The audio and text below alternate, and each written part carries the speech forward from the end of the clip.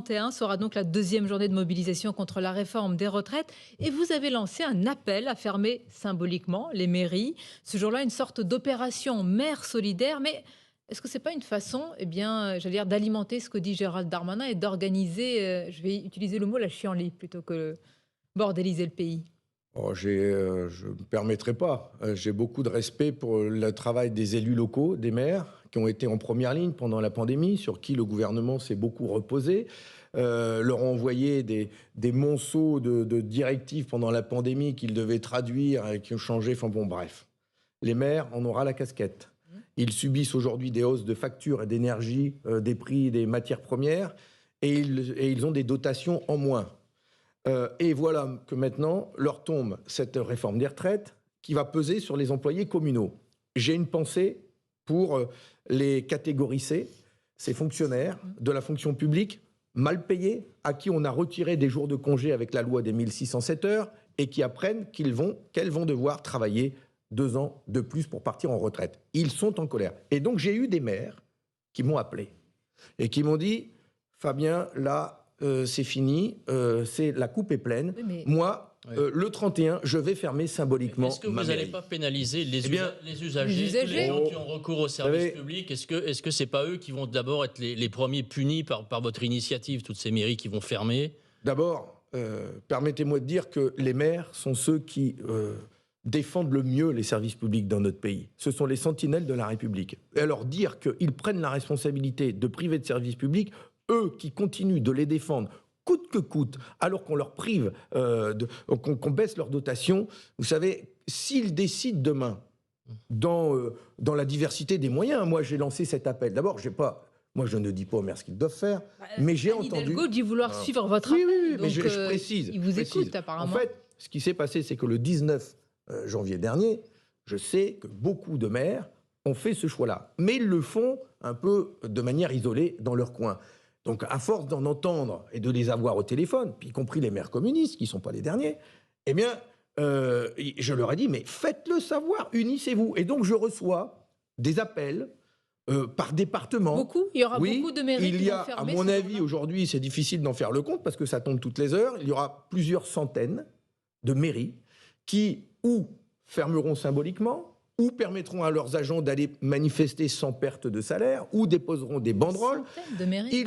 Oui, je pense que ce sera de plusieurs centaines de mairies. Sur la neutralité d'une mairie, quand même. Mais ça devrait interroger d'abord.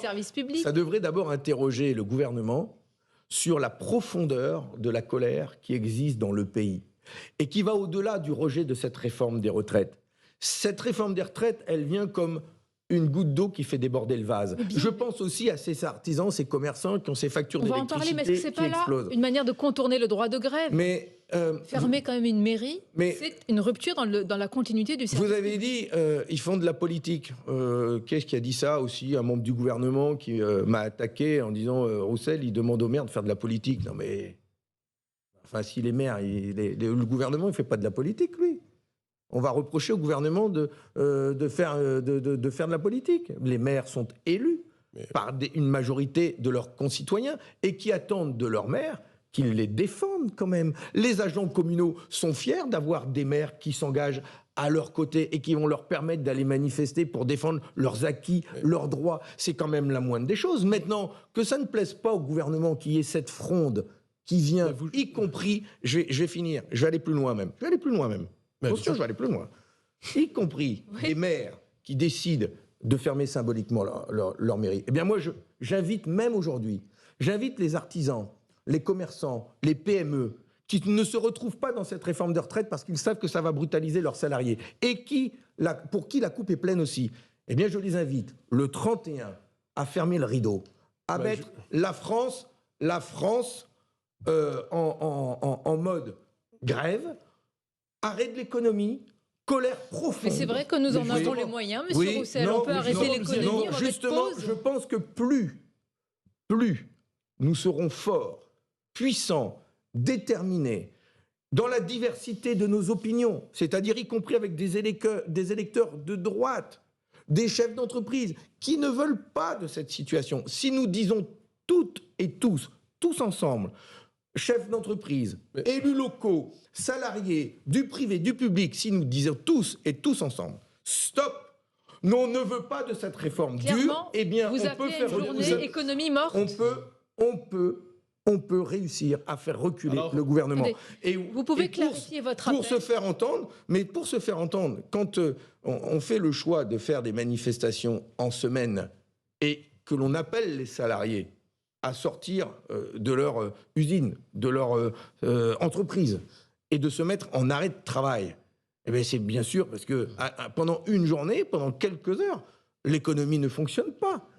Et encore une fois, je reviens sur les moyens du monde du travail, le moyen que nous avons, nous, les hommes, les femmes, les citoyens, nous, le peuple. Quels moyens avons-nous de réussir à faire retirer cette réforme des retraites? Vous aviez fixé, il y a quelque temps, l'horizon pour la précédente manifestation, 1 million de Français dans la rue, ce serait une réussite. Est-ce que vous fixez un nouvel objectif pour mardi? Oui. Combien? Plus. Plus, certes. Mais non, mais nous avons tous été agréablement surpris de voir que cette mobilisation était très forte, y compris dans les sous-préfectures. Dans des communes où on n'a pas l'habitude de voir des gens sortir. J'ai moi-même rencontré des gens de chez moi. Je suis allé à Valenciennes. J'ai vu, je les connais, les visages. Et j'ai vu des gens qui n'ont jamais manifesté de leur vie. Il faut que le gouvernement profond reconnaisse, entende qu'il y a une colère qui est profonde, qui est très forte, y compris de la part d'un électorat donc, de droite, je dirais. Ce gouvernement est dogmatique. Il doit entendre que les Français ne veulent pas de mesures d'allongement d'âge de départ en retraite.